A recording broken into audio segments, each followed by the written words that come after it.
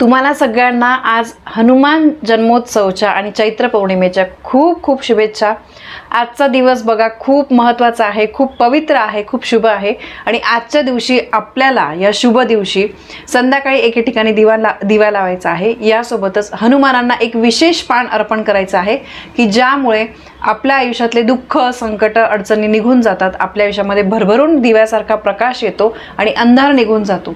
अतिशय सोपा उपाय आहे, दिवस महत्त्वाचा आहे, तर त्यामुळे ताईंनो दादांनो अजिबात कंटाळा न करता न विसरता हा उपाय आपल्या सगळ्यांना करायचा आहे। खूप सोपा उपाय आहे बघा। बऱ्याचशा पौर्णिमेच्या दिवशी, अमावास्येच्या दिवशी आपल्याला संध्याकाळी दिव्याचा उपाय करायचा असतो। का आपण दिवा लावतो? दिवा लावलेला खूप महत्त्व आहे बघा। दिवाळीला आपण सगळीकडे अगदी दिव्या पण ते लावत असतो।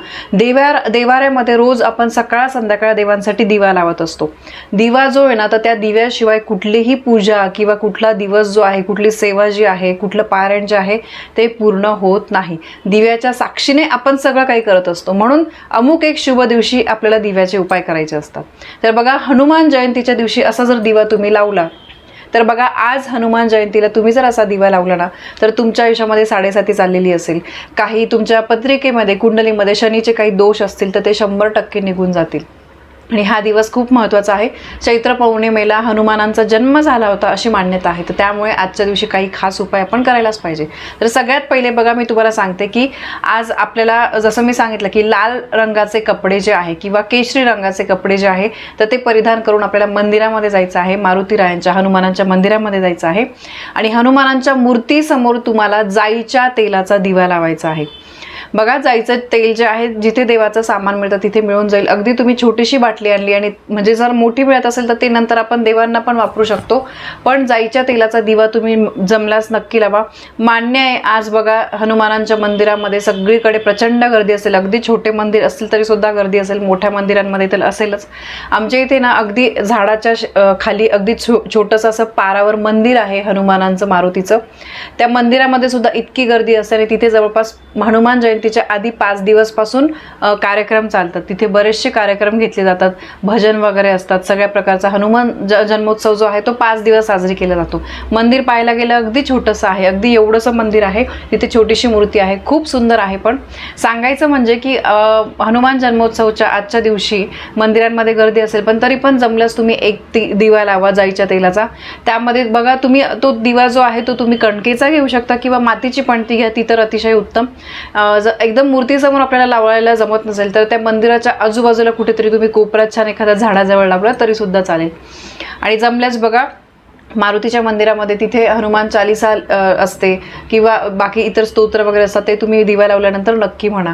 आणि हनुमानांना तुम्हाला मी सांगितलंय कसं तुम्हाला पूजा करायची। आणि आजच्या दिवशी हनुमानांना बुंदीच्या लाडूचा भोग म्हणजे बुंदीच्या लाडूचा नैवेद्य आणि फुटाणे आणि गुळ याचा नैवेद्य आपल्याला अर्पणच करायचा आहे।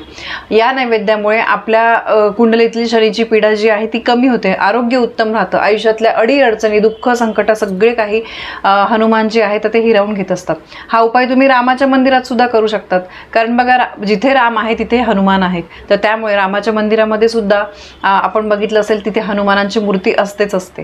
तर म्हणून तुम्ही हा बघा, तुम्हाला उपाय जसं सांगितलं तसं मंदिराच्या इथे किंवा रामांच्या मंदिराच्या इथे किंवा हनुमानांच्या मंदिराच्या इथे करा।